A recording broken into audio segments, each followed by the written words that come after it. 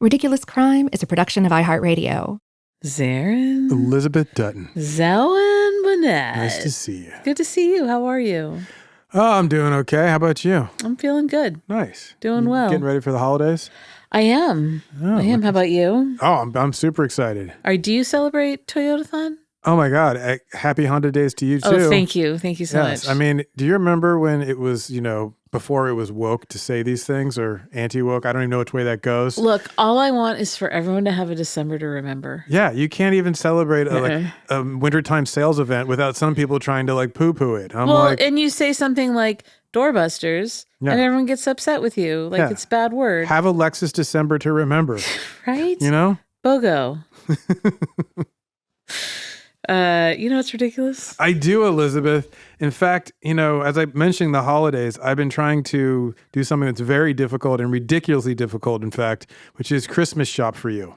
For me? Yeah, so I just sent you what I was looking at online to get, and you texted me from across the room. You know what's also ridiculous? There is a distinct lack of Law and Order fan art on Etsy. How much do I need this? Yeah, so that's the best I came up with. Can I have that for Christmas, Santa? You are interested in that? Oh yeah, 100%. Okay, so that is a fan art watercolor of Jerry Orbach. I mean, are you kidding? But I didn't have many options. That one's really good. I'm a fan of the artist and what they did with that. But I was expecting there'd be a bunch, all kinds of watercolors and acrylics to choose from. But no, I'm like, where is my fan art for Law and Order? You know that I'm obsessed with bad fan art. Yes. And I think you get the most quality ones with either Brad Pitt or Leonardo DiCaprio. Why is that? I don't know, but there's the ones that you just noticed. A lot of people want to draw them and nobody can. A lot of drawing from memory. Yeah. It's incredible. Mm-hmm. The fan art, I love that. Sorry? I'm the worst to buy gifts for. Ridiculously hard, ridiculously because difficult. if I want something, I just go get it. Yeah, I don't like asking people for things, and I don't like people giving me things out of obligation. So I'll get you something, and then it's just something where I'm like, what do I do with this? I have too much stuff already. So there'll be no surprise this year. That's what you're getting. I love it. Now I got to get you something. Don't. No. I've got way too much stuff, and I sell most of it. Oh, see, and then you accuse me of no, this. I'm kidding entirely. Please get me something. If you don't, I don't know what's going to become of our friendship. On my list, I've got you, Dave, Admiral, iHeart. Oh yeah. He is horrible to buy for. Very difficult. Because you have to spend a minimum of $15,000. He's got one of everything. So I just steal stuff. Yeah. I don't have that kind of cash. Send him an AI gift. Oh, you know what I think? Or a cameo. There you go. Not one of your cameos. Do you think the boy we love to hate, George Santos, is still doing cameos? I sincerely doubt it. But then again, he may need to still pay back his legal costs. I have no idea how his finances are. Or just get on his feet money. Maybe everybody gets a cameo of some sort this Christmas. Just please pick somebody else from me. Mm-mm. Do you want to know what else is ridiculous? Oh, please. All I can tell you is it's a good thing. This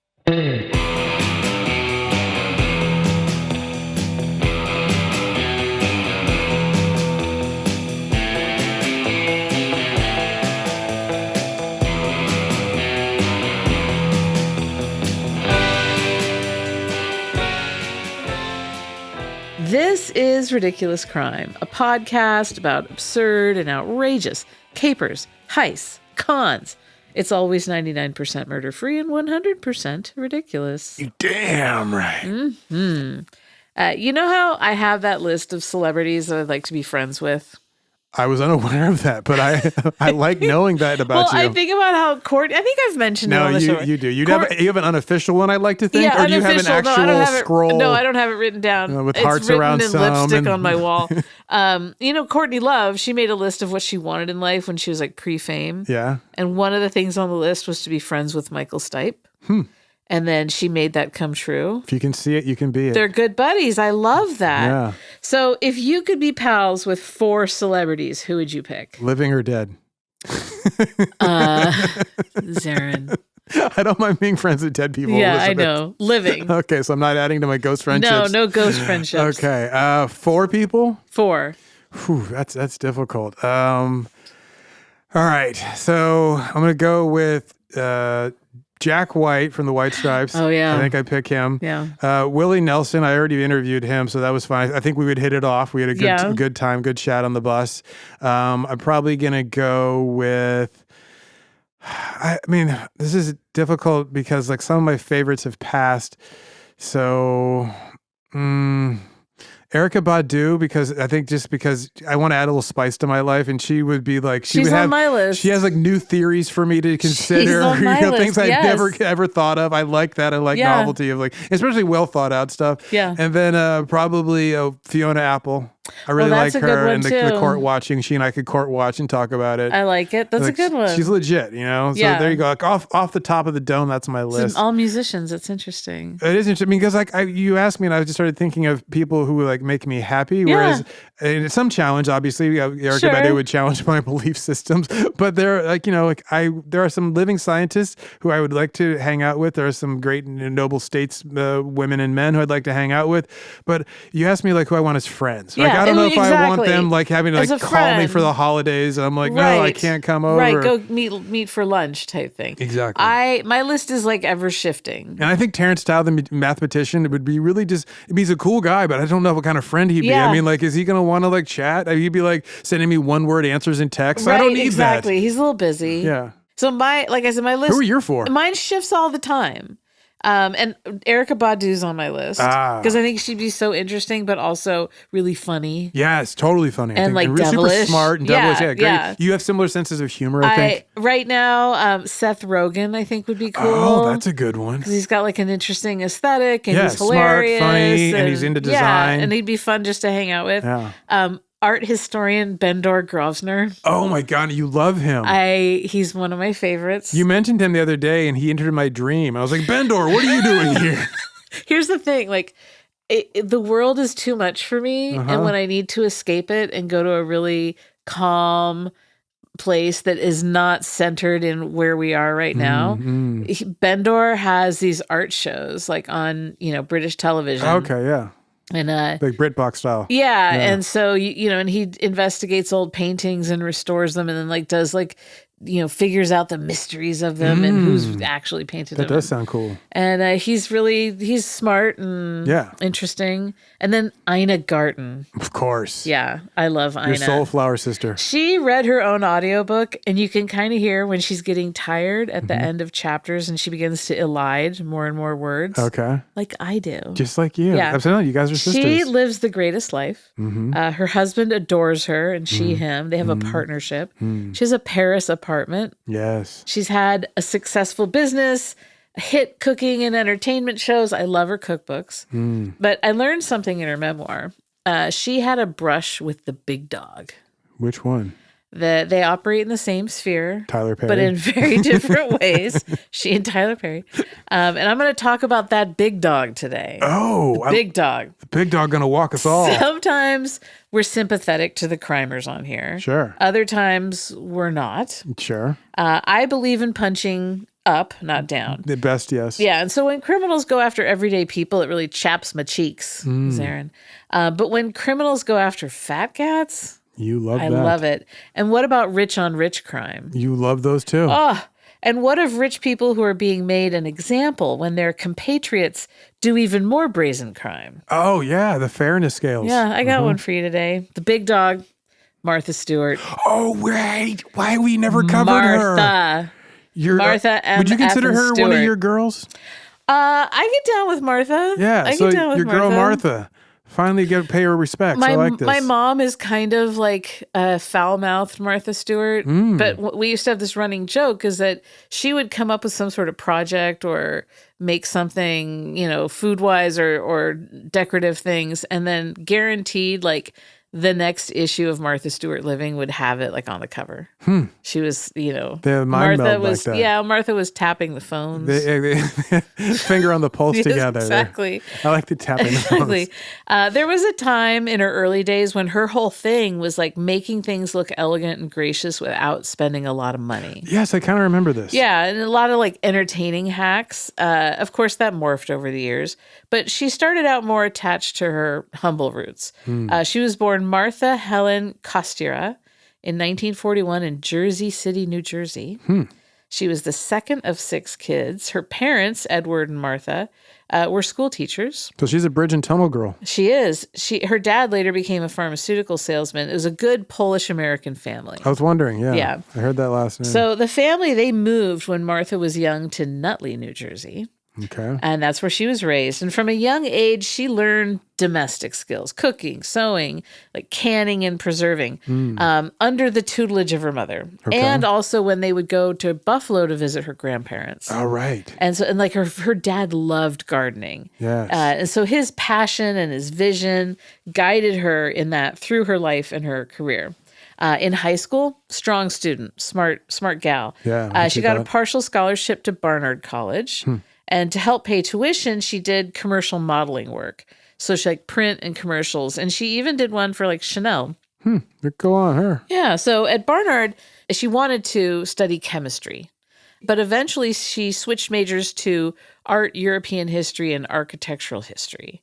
And those are super fascinating majors that are like tempting, but unless you're from a rich family that has all sorts of connections these days, they'll be super tough to get a career in. But honestly, she's a little bit older than this question would really apply, but it seems like most people do not have a job in their major. Like this, that's kind of like no longer the case. So people don't have specialized things. Right. Obviously, saving the sciences, I guess, and some things like, a mathematician. But a lot of people, they get a degree and they end up doing a lot of other things. Doing a lot of other things, yeah. And so, I mean, you could see where that could, would apply. Or as they used to say in the old insulting days, she was getting an MRS degree. Oh, she was looking for a husband. And she found one while she was in college. She met Andrew Stewart, a Yale law student. They married in 1961, and she paused her studies, but then she later went back and finished and got her degree. Oh, good for her. And they had one child, Alexis Stewart, and she was born in 1965. But she wasn't at Barnard for an MRS. I mean, it's a women's college, but they aren't sequestered. Anyway, after college, she worked as a stockbroker beginning in 1967. That's pretty big. It's impressive. So yeah, she's not getting a job within her major. The stock market downturn in 1973, though, influenced her decision to pivot away from brokerage. She's like, stagflation. I'm not into this. This isn't working for me. So she and her husband, they moved to Westport, Connecticut, and they bought and started to restore this historic farmhouse called Turkey Hill. And they'd heard about it, that it was on sale. It had around 2 acres. It was advertised as having, quote, deep, loamy soil. Huge trees, but like not a whole lot else. Like not really outbuildings, no driveway, no barn, no vistas. So they closed on the property in 1971 for $46,750. Now, that's almost $374,000 today. Okay. But real estate inflation is different from standard inflation calculations. Yeah, I imagine. So anyway, the housing market everywhere is basically obscene, is what I'm trying to say. No, I know that. So Turkey Hill. You ain't got to tell me, sister. Turkey Hill was originally built in 1805, and it had served as an onion farm. And I didn't know that was a big onion area. Okay. And then it was rented out for years and years, and then they bought it. And she described the house as having, quote, good bones, like really nice windows and wide plank floors, 7 fireplaces. Whoa. But it was totally neglected. But that sounds like it's pretty big. Yeah. 7 fireplaces, yeah. Unless there's like one in every single room. Yeah. When they bought it, there were no usable bathrooms. The kitchen didn't work. The basement was all damp. Like everything was falling apart. Real fixer-upper. Oh, yeah. So she and her husband, they did most of the work themselves in the early years. They got a lot of antiques and, tried to keep it period appropriate and that sort of stuff. So we're talking colonial? Yeah. And don't forget, she studied like architectural history. So she knows her stuff. She wrote that the experience, quote, gave her an appreciation of the old and antique. The materials and methods used in our house's construction had withstood the ravages of time better than any new house ever would. Good point. Good point. So the property and the restoration process, that became kind of like this showpiece for her tastes and her style. In 1975, they bought the 2-acre parcel next door. So now they've got 4 acres. They've got this house they're just like fixing up. They did all this like excavation and kind of sculpted the land. So they had vistas now, like beautiful vistas out the windows. They carved at the hills. Yeah, basically. Okay. And they built a barn, a chicken coop, a garden shed, like a garage, a freestanding garage. Huh. And then they put in an orchard, a vegetable garden, a cutting garden, a greenhouse. The chicken coop, by the way, she called La Palais des Poulets. The Palace of Chickens. Chicken, yes. So they put in like stone walls out on the property and trellises. Like rambling low stone walls? Yeah. And so it was really, really beautiful. And so by the mid-70s, she starts really leaning into like domestic and entertaining work. In 1976, she launched a catering business. Okay. And she ran it out of the newly refurbished basement at Turkey Hill. The Palais de Palou. Yeah. And so Martha described Turkey Hill as, quote, my original farmhouse and my first laboratory. The home and gardens look amazing. It taught us, it nurtured us, it fed us. I would not be who I am today without the vast knowledge I gained there. So that basement catering company took off. Quote, in only 10 years, her basement business had become $1 million enterprise. Huh. She's raking it in. So she's got all these corporate clients, all these socialites. She had this real like flair for presentation and focus on seasonal menus, attention to detail. She's just like growing the business. Yeah. And that catering business took her into contact with all these affluent people and the publishing world. So she catered a book release party for her husband's business, and the head of Crown Publishing noticed her and the catering, and that led to her first cookbook deal. He's like, do you want to do a cookbook? This is incredible. Like, this is incredible. This will sell. So she writes this book, Entertaining, that came out in 1982, and that took directly from like all of her catering experience. So she had menus, recipes, party designs, and then it also launched like her whole media lifestyle empire because it was more than just a cookbook. There were like 300 recipes, hundreds of full color photographs, and then but she kind of revolutionized the way that people entertain. Okay, so it became like an aspirational touchstone. Yeah, and showing like how this is how you make a beautiful tablescape with not so much. So she got this business chugging along. She's focusing on high-end entertaining, catering for rich people in like the New York, Connecticut corridor. Now she's got a book, develops her aesthetic, and so she then is basically creating a brand. That book, Entertaining, was immediately seen as iconic. Bon Appetit notes it was a, quote, catalog of her catering feats, and it remains influential. So throughout the 80s, she released additional lifestyle and cookbooks. She worked as food and entertaining editor and columnist for House Beautiful, other magazines. And then, so everyone's just kind of seeing her as like this authority in the domestic arts. I got you. In July of 1986, Martha signed a contract with Kmart. Did not see that coming. No, it was a real coup, though. Kmart introduced a Martha Stewart line of entertainment and lifestyle products, and they put her name on stuff sold at a discount chain. And so that is like, it went counter to what people thought was be aspirational, but it really is bringing it to the masses. Huh. And it was like people say that was probably one of her smartest decisions. Really? Yeah. So they have this massive advertising and catalog distribution. They put her picture and her name in like millions of households overnight. So suddenly she's accessible, and she's not just for the fancy set. In fact, she wants everyone to be able to be part of the fancy set. So she's like becoming the Jordan of entertaining, where she does one thing nobody else has done the same, and all of a sudden everyone's like, oh, why did we not think of this? Exactly. She goes to the masses. I like that. So at first, Kmart was just selling soft home goods. That means like towels and bedding. But then they expand into like bath fixtures, paint, window treatments, garden stuff.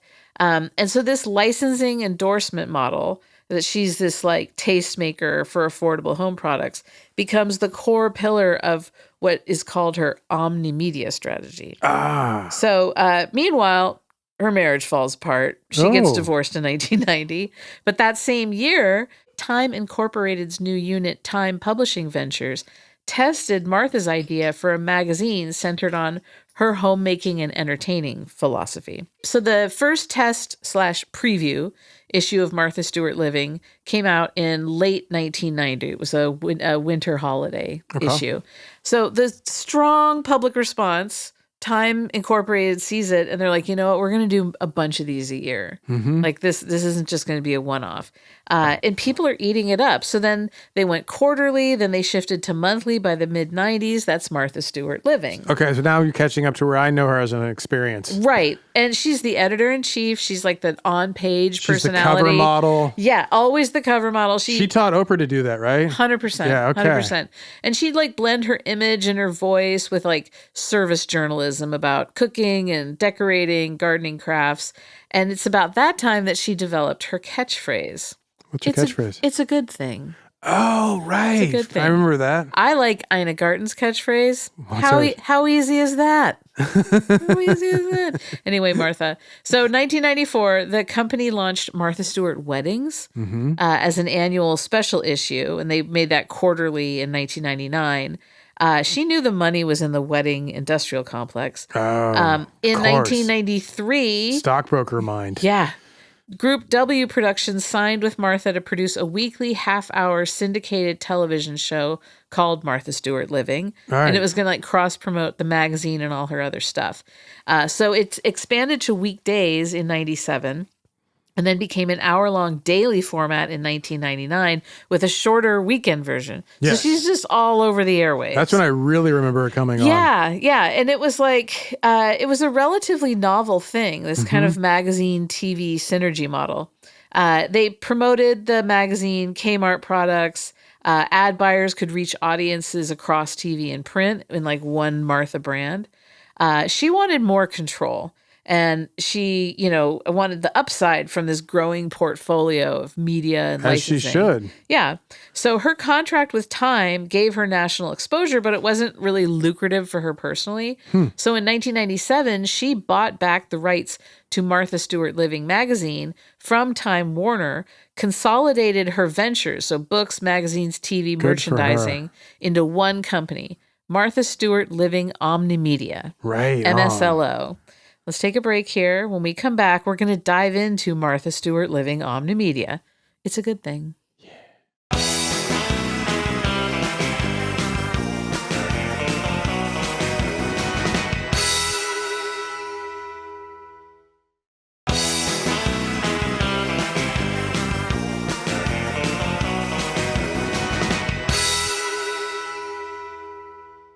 Ad breaks. How easy is that? Dude, I'm loving this Martha Stewart thing because it's making me... I have a friend, Chelsea Fagan. She's got a new book out called Having People Over. And it's basically a very Martha Stewart-inspired thing. And she's doing... Basically, it's like a, elder millennial take on the Martha Stewart brand, if you will. Okay, yeah. And this is reminding me, I'm like, dude, I didn't even realize that she's been following this pattern for a while. But Martha Stewart is a hell of a trailblazer. I mean, if you got Oprah and my friend Chelsea Fagan both following you, you got something strong going on. Right. It's multi-generational. It's multicultural. I mean, she's just like, everyone's like, that is like, it's like, not like, oh, Moses on the mountaintop, but I mean, like she's giving people a path to follow. Oh, completely. And you'll see how that rings out. So Martha Stewart Living Omnimedia, MSLO, was structured around all of these various business segments. So you got publishing, and that's Martha Stewart Living, Martha Stewart Weddings, all of her various books, special issues that would come out. Like her Halloween edition was always a big deal. Oh, right. I could see that for decorations and for cookies and stuff. Yeah, and newspaper columns. So and there'd be like a holiday cooking one. Then there was broadcasting. And so we have the syndicated Martha Stewart Living TV show, plus all these radio segments. Then we get internet direct commerce. Okay. So that's marthastewart.com, the Martha by Mail catalog. Those both came out in the late 90s as like direct-to-consumer stuff. And then lastly, we have the merchandising. So you have the Kmart Martha Stewart Everyday line. It's like Martha Stewart branded cookie roller. Yeah, and then she just continues to get all these retail partnerships with all these groups. So this integrated model, so it was content driving product sales and vice versa, was central to this business proposition. And Harvard Business School did case studies on this. I bet they did. Just that it's like this sweet spot, perfect method. She's really kind of brilliant. The more you're reminding me, I didn't realize, like, one, just the steps, but also the the spread, the scope. Well, and you think too that she comes from like this humble beginning, and she is savvy. Oh yeah, she is savvy, and so she she also knows both the upside of like quaint colonial living, but also Jersey City. She knows both markets inherently. Exactly. So MSLO was a beast, and that beast went public on the New York Stock Exchange on October 19th, 1999. So the IPO was priced at $18 a share, but the stock quickly traded up to around $38, tripling basically the issue price intraday. Yeah. The company's post-IPO valuation was reported at approximately 1.8 to 2 billion. Whew. And because Martha retained like 60% of the shares, she became on paper the first self-made female billionaire in the United States. Wow. And you don't normally hear me say anything wow about a billionaire. I know, but yeah. So wow. Wow. I bet she made a lot or bought a lot of boats for a lot of stockbrokers. Yes, we'll find out. You'd think that the merchandising would be the driving force beneath her wealth. But no, according to the company's 1999 annual report, publishing was the largest segment. That is surprising. Yeah, generated around $145 million and accounted for 63% of total revenue that year. That's very surprising. Right? Back when publishing made money, apparently. Yeah. Do you remember magazines? I loved them, Elizabeth. Oh, my God. I'm sad that they're gone largely. I worked at one, Mother Jones. I subscribed. I used to subscribe to so many magazines. I'm down to like 2 subscriptions, I think. Yeah, I would pore over them. I went to newsstands to check out new ones. I love buying them from newsstands. Then you see international ones you don't even know. You just buy because you like the pictures. Yes, and I never flew without buying a couple of magazines at the airport. Yes. So like I still get some magazines. I get like Sunset and Bon Appetit and like Cook's Illustrated. Yeah, I get like New Scientist, Rolling Stone. Yeah. I miss like Spin used to be so good. There used to be a good anyway, one. I mourn magazines. Back to Martha. So by the early 2000s, MSLO's revenues were in the hundreds of millions of dollars annually, with external analyses citing around $300 million in revenue by 2001. What's that today? What is that today, Elizabeth? Nearly $550 million. I'll take it. Big dog. Martha's the big dog. Yeah, she's the whoop whoop.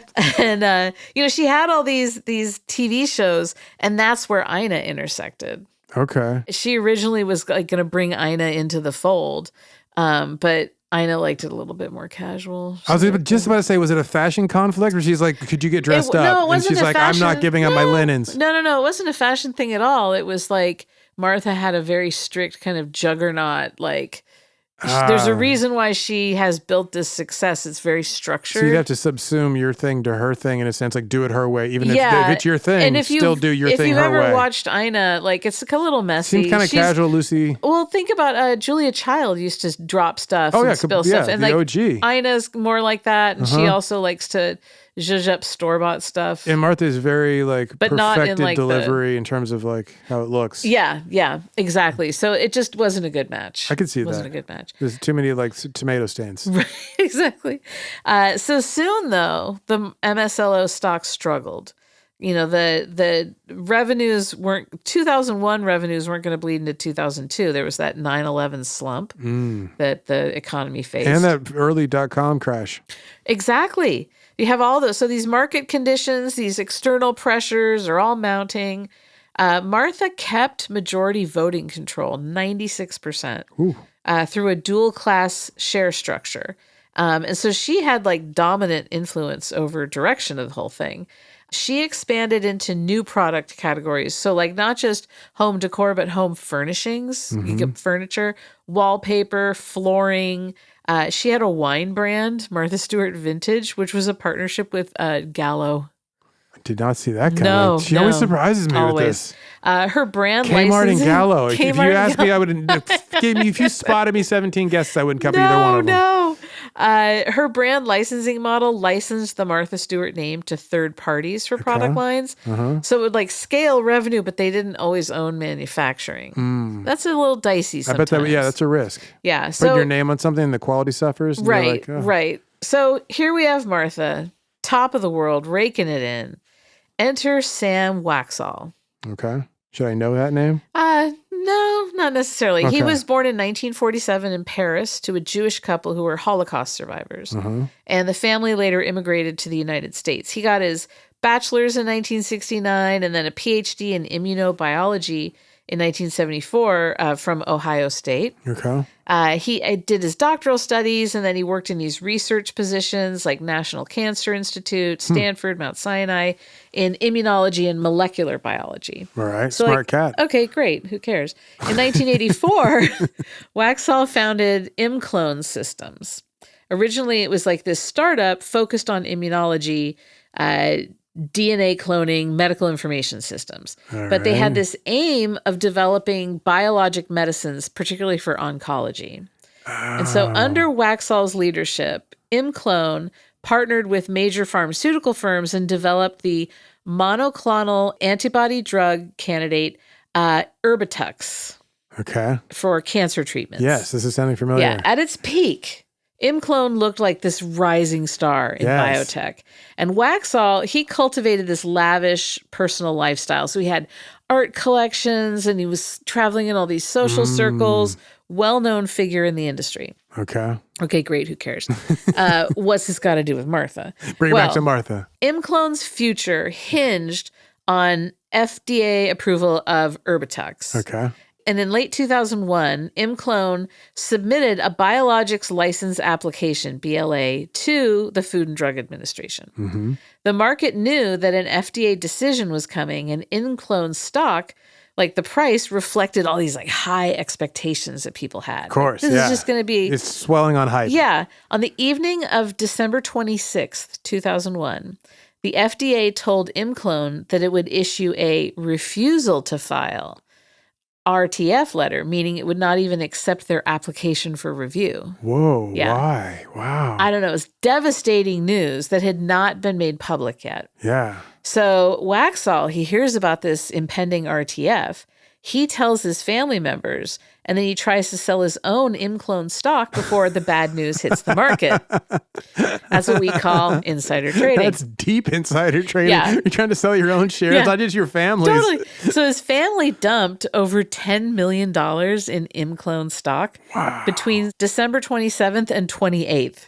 2001. Ooh, that's fast. Yeah. Waxall himself tried to sell about $5 million, but it got blocked by brokers. I was going to say, I mean, you're going to start, the market's going to notice this. Even if it's the holidays, the market's going to notice that much movement. Totally. Martha Stewart owned 3,928 shares of ImClone through her personal account at Merrill Lynch. And Waxall was a, quote, close friend of Stewart. Right. And Martha had invested in it as like this gesture of support for her friend. Oh, okay. So like she and Waxall, they moved in the same elite social circles in New York. They appreciate the same fine things. And creepily enough, Waxall dated Martha's daughter Alexis for several years prior to all this. Oh. Yeah. Okay. So Merrill Lynch. So she would have been his his mother-in-law. Yeah. Okay. Yeah. So Martha's broker was this guy, Peter Bakanovich, and his assistant was Douglas Faneuil. They knew all this. They know everything that's going down. So early on December 27th, 2001, the morning after he gets that FDA tip. Yeah, while his family's selling off stock as fast as they can. Waxall and his daughter are telling Merrill Lynch, sell everything we have. Faneuil, dealing with multiple urgent sell orders from the whole Waxall family, he calls his boss, Bakanovich, who's on vacation in Florida, to report like all these, like everyone's trying to sell ImClone. Why do you think that is? Yeah. And so according to the SEC's complaint and later testimony, Bakanovich told Faneuil to call Martha and tell her that the Waxalls were selling or trying to sell all their ImClone shares at Merrill Lynch. Like, so he's like, give Martha a heads up, this is happening. Okay. Faneuil does that, tells Martha that Sam Waxall and his daughter are dumping their ImClone stock. Martha hears this. She says, sell all my stuff. If they're selling it. They're moving, I'm moving. I want all 3,928 shares, December 27th, 2001. December 28th, after the market closed, ImClone publicly announced that refusal to file decision for Erbitux. By the closing of trading on December 31st. Okay, that's the first day this opened. Yeah. Okay. ImClone's stock price had dropped about 16%, down to around $46 a share. So Martha sold at $58 a share, with proceeds of about $227,000. And so she got to avoid losses of about $45,000 when the stock later fell. Okay. In the grand scheme of things for Martha, that's not a whole lot. That's not even a drop. No. For most of us, it would be huge. But Martha's a billionaire. Yeah. What does she care? That's why I said it's not even a drop. Yeah. You'd have to put a few of those to get a drop. Yes. So the initial focus of regulators in early 2002 was Sam Waxall and his family. And the SEC and the U.S. Attorney's Office, they opened this investigation into the heavy insider selling at ImClone just before the announcement. The investigation into Waxall's tips and trades led regulators to examine all unusual ImClone sales, including those of other Merrill Lynch clients like Martha Stewart. So Merrill Lynch's compliance department reviewed all the ImClone trades, and they noticed that Martha, this high-profile client, had dumped all her shares the same day that Waxall's family did. Compliance staff questioned the broker about these trades. And his initial explanation was that, Martha has a standing order to sell if ImClone falls below 60. So Faneuil, he went along with... It was a verbal order. We have no paper records of it. Faneuil goes along with the whole 60 stop-loss story when he's first questioned by Merrill Lynch and the regulators. But then he later pleaded guilty to lying to investigators and agreed to cooperate with the government. Ooh. And once he was cooperating, he gave a totally different account. He said Bakanovich had told him to tip Martha that Waxall and his family selling the shares. He testified there was no pre-existing $60 sell order and that was concocted after the fact as cover. So investigators, they gathered all this documentary evidence. They subpoenaed Martha's phone and email records, as well as Merrill Lynch records, to reconstruct all of her communications around this trade. Okay. And then there was the, quote, worksheet. So Bakanovich had a printed worksheet that listed Martha's holdings, dated December 21st, 2001. Okay. So like almost a week prior. A week prior. So at the time, there was no handwritten note about the decision to sell ImClone at 60. And according to the superseding indictment, a note about $60 was allegedly added after the trade. And so suspicion is raised that it's fabricated and incorrect. News accounts said that Faneuil left Martha a message saying, Peter Bakanovich thinks ImClone is going to start trading downward. And then prosecutors said that Martha later tried to alter or erase evidence of the call. And so they're like, that's obstruction. She knew what she was doing. So all of this, the testimony, the worksheet, the phone records, the federal government has this narrative that Martha and her broker lied to cover up an improper tip. June 4th, 2003, a federal grand jury in Manhattan indicted Martha Stewart and Peter Bakanovich on 9 criminal counts. 9? They squeezed 9 out of this. Conspiracy, obstruction of justice, security frauds, making false statements, a bunch of others. The government said Martha sold her ImClone stock based on the tip and then lied to the FBI and the SEC. And we know... Don't lie to the FBI. Don't lie to the FBI. That's a felony of its own. Now, the same day, the SEC filed a civil complaint and said that Martha and Bakanovich committed securities fraud by engaging in illegal insider trading and then lying to regulators. Criminal trial. That began January of 2004 in the Southern District of New York. There was this judge, Miriam Goldman Cedarbaum. The old SDNY. That's right. The prosecution's core story was about this conspiracy between Martha and her broker. Okay. Douglas Faneuil, star witness. He testifies that, everything that had been laid out. He said that he told Martha exactly what was going down, and she was like, sell it. And we know that Martha and Bakanovich both told investigators that they had previously agreed to sell if it fell below 60. Government, shows that that's totally false. February 27th, 2004, Judge Cedarbaum dismissed the main securities fraud count, saying that no reasonable jury could find beyond a reasonable doubt that Martha lied for the purpose of manipulating the stock price of Martha Stewart Living Omnimedia. Oh, I can see that. Yeah, that seemed kind of reasonable. Right. March 5th, 2004, after 3 days of deliberations, the jury found Martha Stewart guilty on 4 counts: conspiracy, obstruction of justice, and then 2 counts of making false statements to federal investigators. Lying to the FBI. Lying to the FBI, something you never, ever do. Yeah. Importantly, she was not convicted of insider trading itself. So her, that she was clear on that. She was basically busted for the cover-up. Yeah, completely busted for the cover-up. Every time. So often and that's the best evidence. Small amount 40,000 basically. Yeah. In July 16th, 2004, Martha and Bakanovich were each sentenced to 5 months in prison, 5 months of home confinement, 2 years probation. And then Martha got a $30,000 fine and Bakanovich got $4,000. So I have a bone to pick about that. If the broker kicked it all off, why isn't he paying a larger fine? That does seem disproportionate in terms of justice. Anyway, so in connection with that scandal, Martha resigned as CEO and chair of MSLO on the day that she was indicted. And then she later resigned from its board, as well as from outside boards like the New York Stock Exchange. Her TV show, Martha Stewart Living, was pulled from a bunch of CBS UPN affiliates and then went on hiatus. Let's take a break. We know she's going inside. She's going to do some time. Let's have one last ad break before we go inside with her.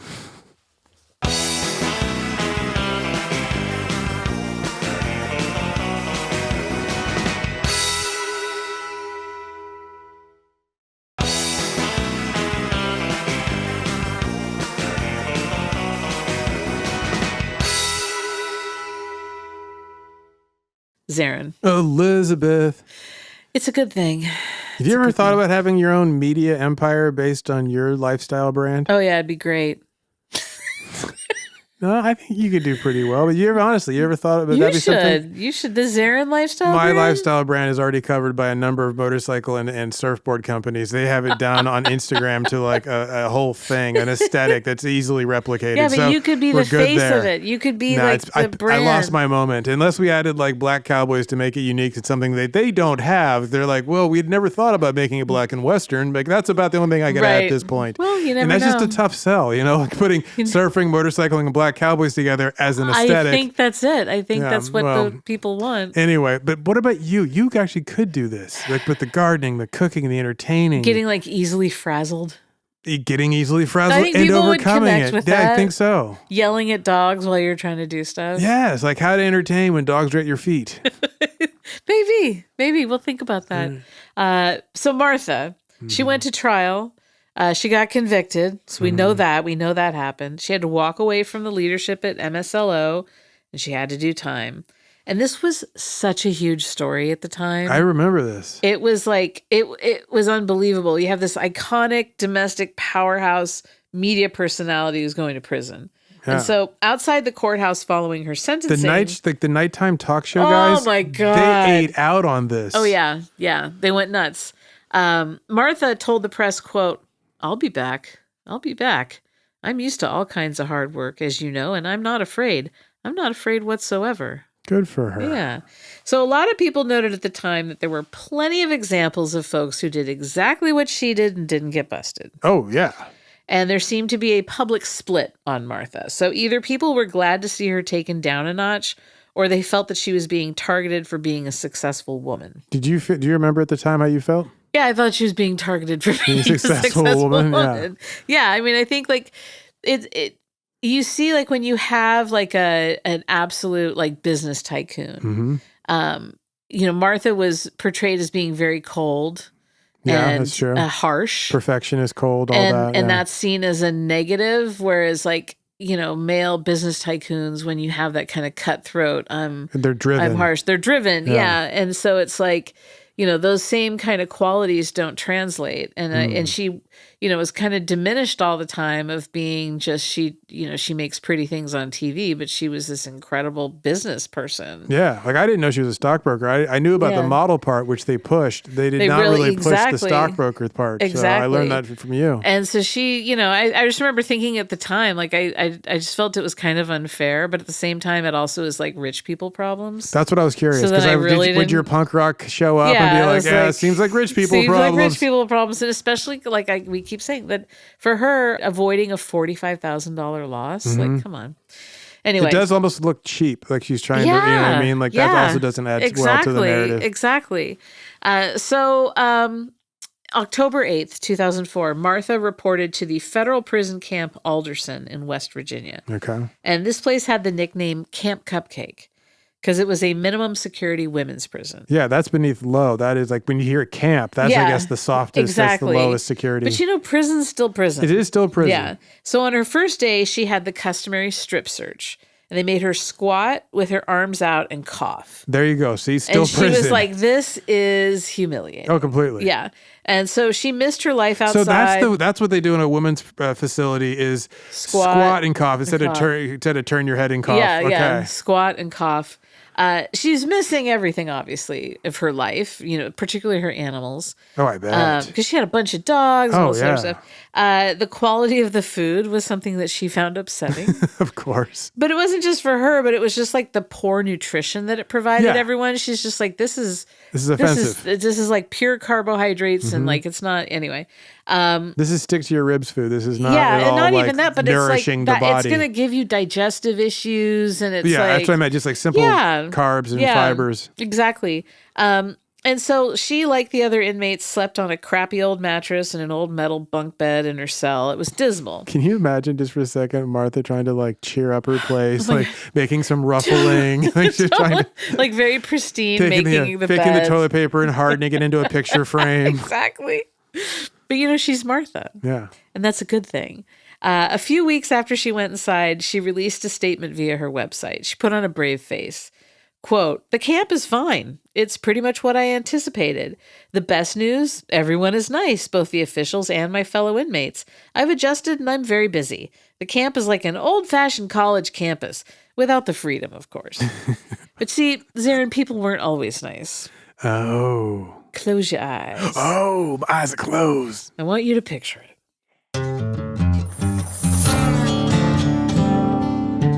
You are an inmate at Federal Prison Camp Alderson, a.k.a. Camp Cupcake. You are in prison for mail fraud. You got caught up in an MLM and there were checks involved and it got very confusing and you knew you were doing something not right, but you never imagined it would land you behind bars. It's a beautiful, unseasonably warm early spring day. You're a trustee, meaning you do jobs around the prison that allow you all sorts of access. You take paper files from one office to another, you help do light maintenance, and sometimes you work in the laundry. That's where you were able to meet Martha Stewart. You were shocked by how kind and serene she was, very personable and chatty. Pretty soon, you didn't even think of her as famous. She was just Martha. Today, you're mopping a wide hallway. Heavy doors buzz open and guards stride past you, heading to wherever they seem to be constantly going. You are at the intersection of another wide hallway. You hear a door buzz open and you see two sharply dressed administrators come toward you on your right. Their shoes squeak on the polished cement floors. You know these women. They aren't very nice. You look to your left when you catch a figure out of the corner of your eye. It's Martha. She looks to be headed to her job at the laundry. As she approaches the administrators, Martha greets them and mentions what a lovely warm morning it is. They don't respond. You slosh the mop in the bucket. Martha then tells them they look very nice today. They don't respond. As they pass each other in the hall, you see Martha notice the big silver keychain attached to the hip of the woman closest to her. You don't know if it's accidental or if Martha was feeling particularly devilish that day. You've heard her tell some very cutting jokes. But as she comes even with the woman with the keys, Martha swings her hand out and slightly brushes it against the key ring. The women stop in their tracks. Martha keeps strolling, now gently whistling a tune. "Inmate Stewart," the woman with the keys barks. "Get back here." Martha stops walking and stops whistling. She turns to look at the women. "Yes," she says to them. You slosh the mop in the bucket again, punctuating the silence. "Get over here," she shouts at Martha. Martha raises an eyebrow and heads back. "Yes, can I help you?" she asks, her chin up and a wry smirk on her face. The woman with the keys grabs Martha by the upper arm and yanks her towards her. "You touched an officer. You cannot touch an officer," she says sternly. The other administrator pipes up. "That's solitary confinement for you. No food, no water, 24 hours. "I thought this was Camp Cupcake," Martha mutters as the administrators drag her away and buzz themselves through another of the heavy metal doors. Oh my God. They are putting Martha in solitary, you think. The shoe. No one is going to believe this. And she didn't really touch the woman or the keys, you think. Man, Martha can't catch a break. You resume mopping and make a mental note to give administrators a wide berth when you pass them in the hall. Wow, Martha to the shoe. Martha's time in solitary really showed her all the facets of prison life. How so? Like it was tough, but like, so she had like these kind of pleasant experiences. Oh, it's a college campus. Yeah. But then she realizes the slightest thing. Well, all the domination and control part. Yeah, exactly. So now she sees it in its totality. I'm picturing her like in the solitary, like throwing the ball against the wall, like Steve McQueen in The Great Escape. Ta-dunk, exactly. ta-dunk. And like her time wasn't all bad, obviously. She kept a journal while she was there and has written pretty extensively about it in some of her books. She has this one book, The Martha Rules, 10 Essentials for Achieving Success as You Start, Grow, or Manage a Business. Oh, I read the original one, Martha's 48 Rules of Power. Yes. Which was her prison that one's really workbook. Good. That one's really Welcome to the shoe. Sorry, go on. So in there, she made this observation, quote, "It is no secret that I am accustomed to being in control of my life and of my company. What became all too apparent during my confinement was how many, many women are not in control of their lives or what happens to them. They endure extraordinarily difficult situations, yet remain very strong nonetheless, both physically and emotionally. I made it a priority to really try to understand my fellow inmates, and they did the same for me." So she goes in with this open mind. A lot of her fellow inmates wanted to pick her brain about how she started MSLO and how she like exploded it into this cash cow. Mm-hmm. They wanted to know, how did you accomplish so much? There was this group of Muslim inmates that approached her and asked if she would speak at a forum on business practices that they were holding. We've got a bakery. We want to know how we're selling in bean pies. Sell these bean pies. So we want to know, can we get this? Sorry, my Muslim brothers and sisters. She gets permission from the warden to speak to the Muslim group, and she starts prepping her presentation. And I think step one is don't trust your stockbroker. That is a definitely good rule. Yeah. So Martha outlined how to develop what she called, quote, a big idea.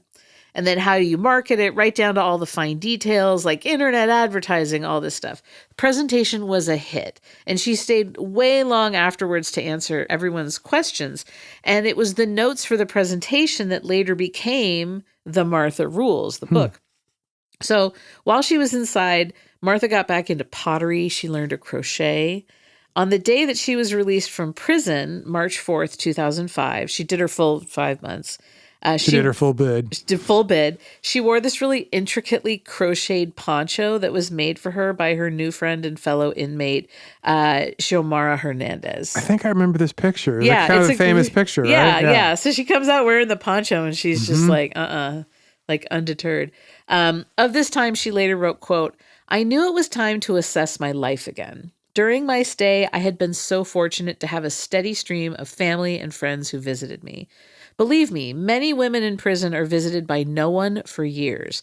There are many things that I missed: my animals, my homes, fresh food, travel, and the daily challenges of managing an endlessly interesting business. But there were just as many wonderful things that I had gathered during those 5 months. New friendships, so many ideas, and so much information and knowledge from fascinating books that I actually had the time to read. I also gained a new appreciation for the complexity of every single person's situation." I was jumped into the best prison gang. I met somebody who ran the yard, and that was great for me because I learned how they run a yard as opposed to how I run my yard. Great tattoos. I got some skin art done, mostly stick and poke, but it was really beautiful stuff. So Martha got out. She's a new woman, but also the same old tough Martha. Yes. August 7th, 2006, the SEC announced a settlement of its civil case. Under the settlement, Martha paid back $45,000 in avoided losses, plus $12,000 something in interest. She had to pay a civil penalty of $137,000. That's 3 times the avoided losses.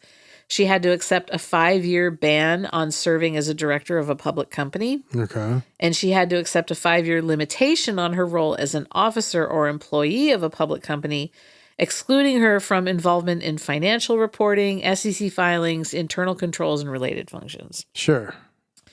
So this is also, she settled without admitting or denying the allegations, which is like typical for SEC civil settlements.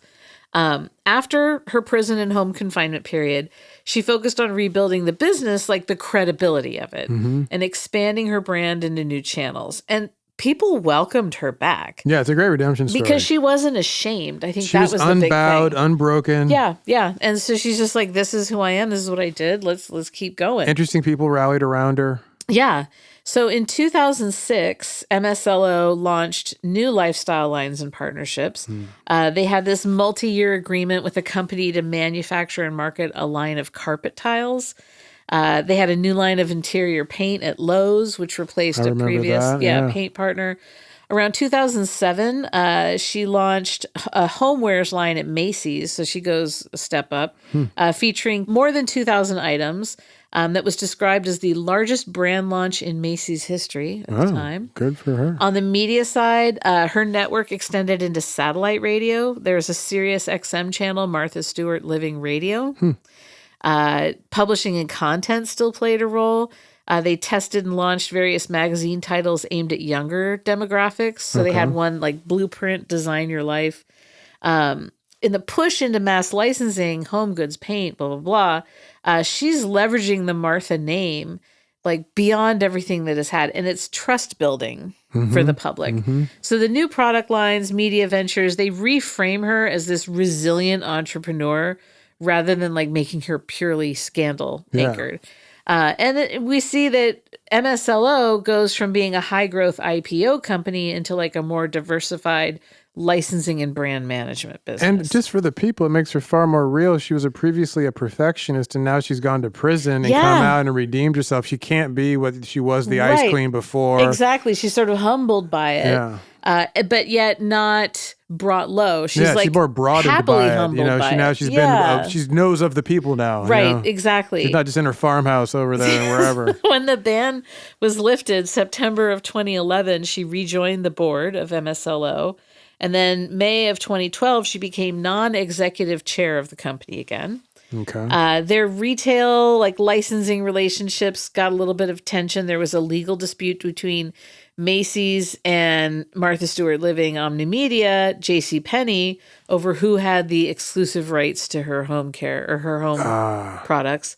On the media side, that flagship Martha Stewart Living magazine and all the other print publications, they were going up against the death of the magazine industry, declining subscriptions and ad revenues. Digital media is gaining strength, so they have to kind of pivot around there. In 2011, New York Magazine reported that Martha Stewart Living magazine had been profitable only once in the previous 8 years. 1 year, wow. And out of 8. Huh. So, so it was more of like an advertising arm for the rest of her stuff. Totally. And then, so they, then the company, loss leader. Yes. They start leaning more into like the collaborations on stuff. They adapted to online catalog commerce, that kind of stuff. June 22nd, 2015. MSLO agreed to be acquired by Sequential Brands Group for roughly $353 million. And then on April 16th, 2019, Sequential Brands agreed to sell MSLO and the Emerald brand, which I guess they had already picked up, to Marquee Brands for $175 million with additional contingent payments. So with that acquisition, Martha Stewart Living Omnimedia stopped being a publicly traded company. The ticker was delisted. It became a privately held brand portfolio. Martha retained involvement basically as brand ambassador. She was not the operating CEO. Okay. And so from 2019 onward, she has focused on expansion into new product categories like digital stuff, all these partnerships. In 2025, she went into skincare. Apparently she has a skincare line now, Elm Biosciences. Targeted for women of a certain age. She also got amazing plastic surgery that looks natural. That's what the kids call a glow up. Yeah, I never She am looks able to track incredible. that stuff. I just think if they suddenly zhuzh too much their face, I'm like, they must have had work done. No, she just looks amazing. She just looks good. Like she's like got Brad Pitt's people where they're like, oh, you can't really tell, totally. as opposed to say Bradley Cooper's people are like, who's like, is that Barry Manilow? Like you pulled too tight. Yeah. So there's like clips on the back of their head. So she's still all over television and online media. Mm-hmm. And then there's her friendship with Snoop. I was like holding my tongue on that because I figured you hadn't mentioned it yet for a reason. It starts off in November of 2008. Snoop appeared on the Martha Stewart show, and he and Martha made mashed potatoes together. And then she learned his vocabulary, like faux shizzle. Mm-hmm. The next year, they reunited on the show for a holiday episode making green brownies. That's what I remember. Yeah. November 7th, 2016, Martha and Snoop's potluck dinner party premiered on VH1. Yeah, that's when she's really leaning into the whole pot thing, right? Yes, like exactly. Yeah. And so they had like celebrity guests, themed dinner parties, and they like fun banter. Mm-hmm. April 3rd, 2019, they launched a spinoff, Martha and Snoop's Potluck Party Challenge, where Snoop and Martha competed with celebrity friends in cooking challenges.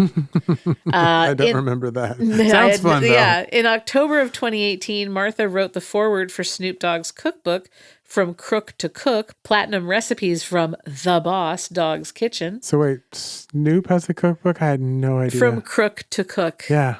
Platinum Recipes. Platinum Recipes from the THA Boss Dog's Kitchen. Oh, I got that part.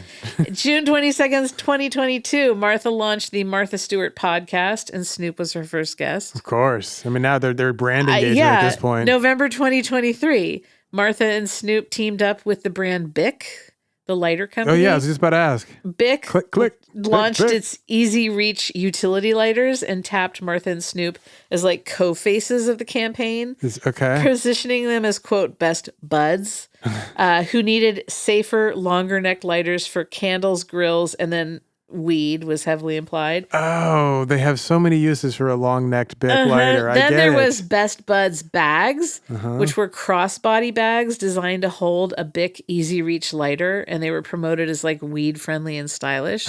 Okay. And each one of them designed their own bag. Are you a dope dealer on the go? They've also co-hosted and appeared together at a bunch of different events. The 2021 and 2022 Puppy Bowl. Oh, okay. They were rival coaches of Team Rough and Team Fluff, and they appeared throughout the 3-hour special. They were Halloween-themed specials. There was the Olympics, where Martha got Snoop to ride a horse and get super into dressage. I would say that was actually really funny. That was really funny. And other TV, like live event tie-ins.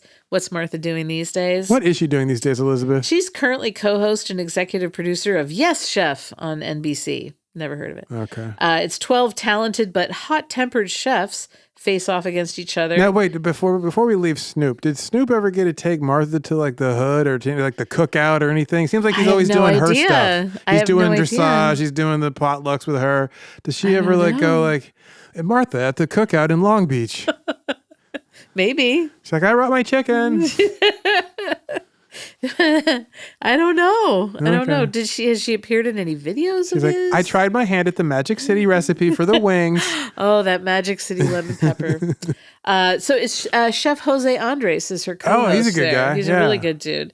The Martha Stewart channel is a free streaming service on Pluto TV. Has over 1,000 episodes just on a loop. Sure. There's, she's also doing the print publication again. Martha Stewart Holidays is out for 2025. Okay. Covers Thanksgiving through New Year's Eve. They kind of boiled it down to like her peak seasons. Yes, exactly. So the Martha Stewart aesthetic, as they call it, is supposed to be like, according to trend watchers, like booming this year and into next. I could see that. Because it's like the boho, nature-based decor, slow living. Yeah, slow living, but also has an air of traditionalism without being and the nostalgia that the millennials have. Oh, that is true. Sort of Nostalgia for the early 2000s. Yeah. So Martha, she's involved in real estate design production collaborations. She's got a housing kit line that uses 4 home-style models inspired by her own estates. In Medford, East Hampton, New York, and Maine. You can buy one of her prefab kit houses. I'm They're so kind of confused. riffing off of them. Sure. Basically, Martha's out there living her best life, looking amazing, good for her. Raking in money. However, I doubt she's as happy as Ina Garten, and happiness is what really matters. There you go. So, Zaron, what's your ridiculous takeaway? I mean, I hate to limit it to her friendship with Snoop. I know the most about that.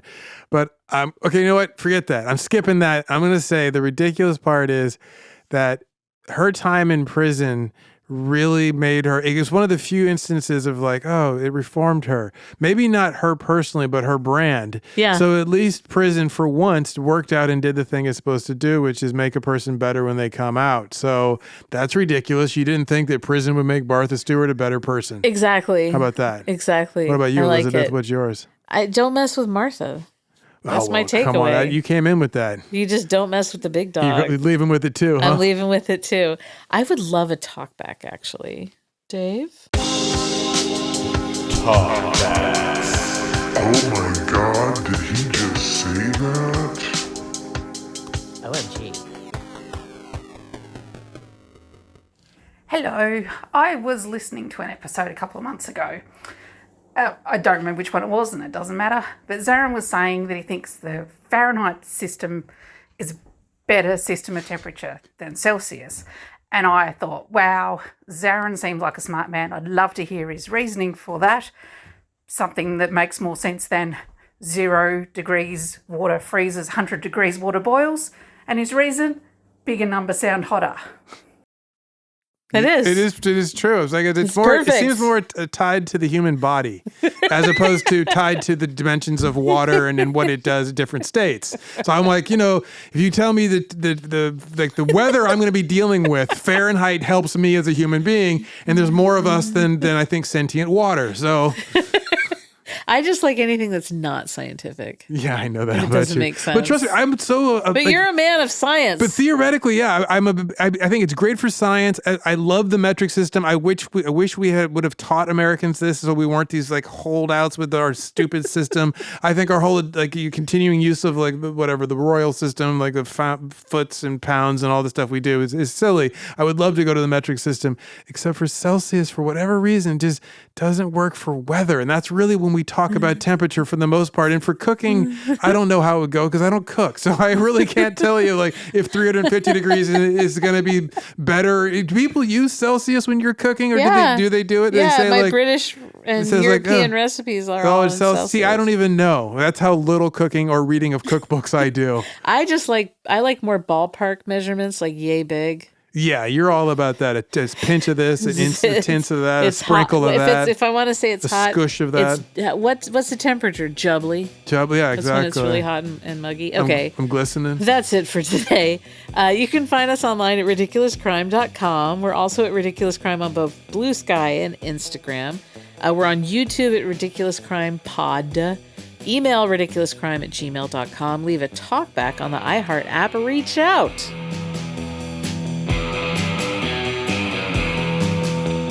Ridiculous Crime is hosted by Elizabeth Dutton and Zaron Burnett. Produced and edited by domestic warlock Dave Kustin. Starring Annalise Rutger as Judith. Research is by Robin Zegg Blue craft paint enthusiast Marissa Brown and hot glue gunslinger Jabari Davis. The theme song is by Martha's potato harvester Thomas Lee and Turkey Hill in-house quesadilla cook Travis Dutton. Post wardrobe is provided by Botany 500. Guest hair and makeup by Sparkleshot and Mr. Andre. Executive producers are two guys at a Martha Stewart wreath building seminar, Ben Bolin and Noel Brown.